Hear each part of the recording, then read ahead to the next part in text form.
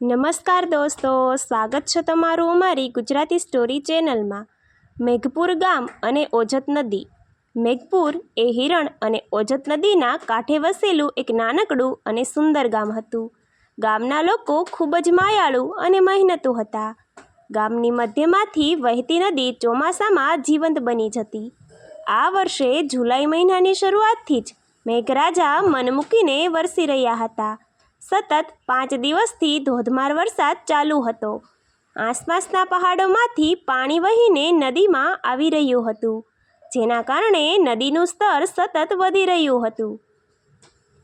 ગામના સરપંચ દેવજીભાઈ દર કલાકે નદીના પટની મુલાકાત લઈને પરિસ્થિતિની સમીક્ષા કરી રહ્યા હતા।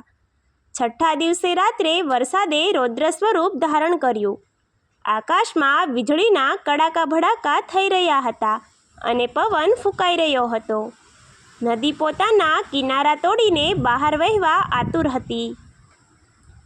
પૂરનો પ્રકોપ અને મધરાતની કટોકટી રાત્રિના આશરે 2 વાગ્યા હશે। આખું ગામ ગાઢ નિંદ્રામાં હતું। અચાનક ગામમાં ભયાનક અવાજ સંભળાયો અને કૂતરાઓ જોરથી ભસવા લાગ્યા। નદી પરનો કાચો ડેમ તૂટી ગયો હતો અને પૂરના ધસમસતા પાણી મેઘપુર ગામમાં ઘૂસી ગયા હતા। જોતજોતામાં ગામના નીચાણવાળા વિસ્તારોમાં 3 થી 4 ફૂટ પાણી ભરાઈ ગયું। ગામના યુવાન કાનાએ સૌથી પહેલા પાણીનો ભરાવો જોયો। તેણે તરત જ ગામના મંદિર તરફ દોડીને જોરથી નગારું વગાડવાનું શરૂ કર્યું અને લાઉડસ્પીકર પર બૂમો પાડી, ગામ લોકો જાગો, નદીમાં પૂર આવ્યું છે।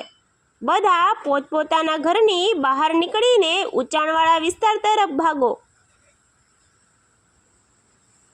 આખો માહોલ ભય અને અફરાતફરીથી ભરાઈ ગયો। બાળકો રડવા લાગ્યા, પશુઓ ભાંભરવા લાગ્યા।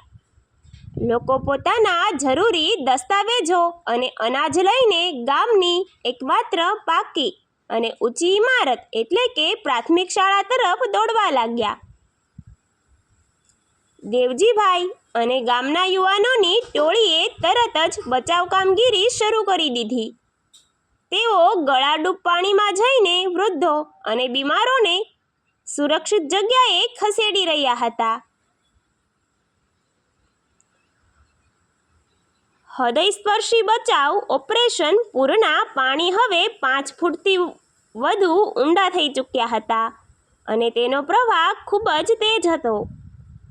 આ અંધારી અને તોફાની રાત્રે નદીના કાંઠાની સાવ નજીક આવેલા ઝૂંપડામાં રહેતા રમીલાબેન અને તેમની નવજાત પુત્રી ફસાઈ ગયા હતા। પાણી તેમના ઘરની અંદર ઘૂસી ગયું હતું અને તેઓ બહાર નીકળી શકે તેમ નહોતા।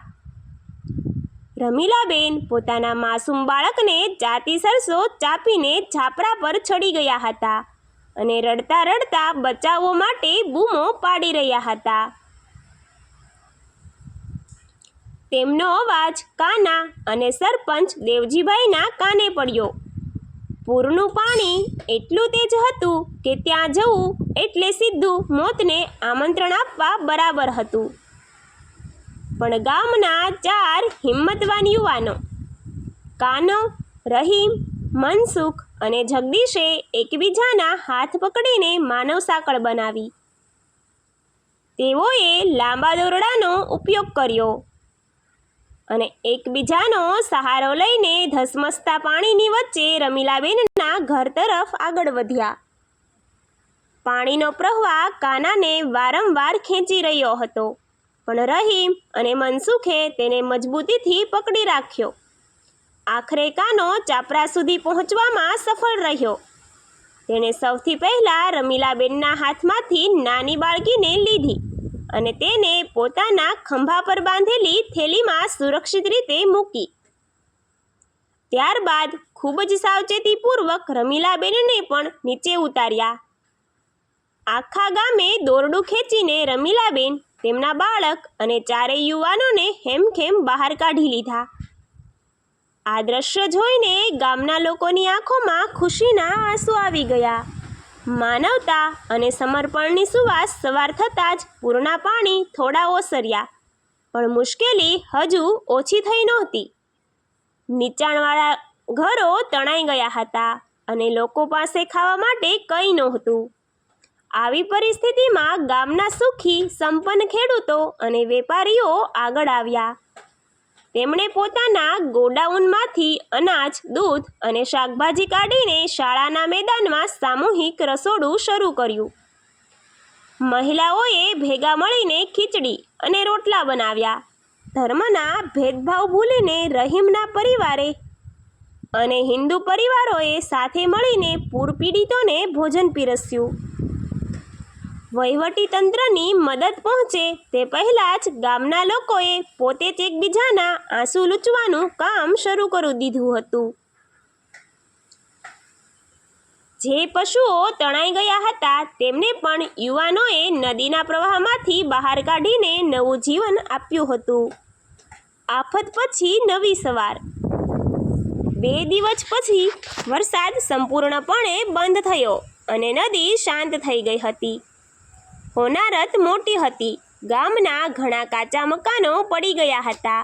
પાકને નુકસાન થયું હતું, પણ સૌથી મોટી વાત એ હતી કે ગામના લોકોની એકતા અને સમય સૂચકતાના કારણે એક પણ માણસનો જીવ ગયો નહોતો. આ ઘટનાને મેઘપુર ગામના લોકોને હંમેશા માટે એક તાતણે બાંધી દીધા. ચોમાસાનું એ પૂર ગામની સંપત્તિ ભલે વહાવી ગયું, પણ તે ગ્રામજનોના હૃદયમાં એકબીજા પ્રત્યેનો પ્રેમ, આદર અને માનવતાનો અખંડ પ્રવાહ છોડી ગયું. આ ઘટના આજે પણ મેઘપુરના ઇતિહાસમાં એક એવી હૃદયસ્પર્શી યાદ તરીકે અંકિત છે, જે દર્શાવે છે કે જ્યારે કુદરત રૂઠે છે ત્યારે માણસની હિંમત અને પરસ્પરનો સાથ જ સાચો તારણહાર બને છે. Thank you.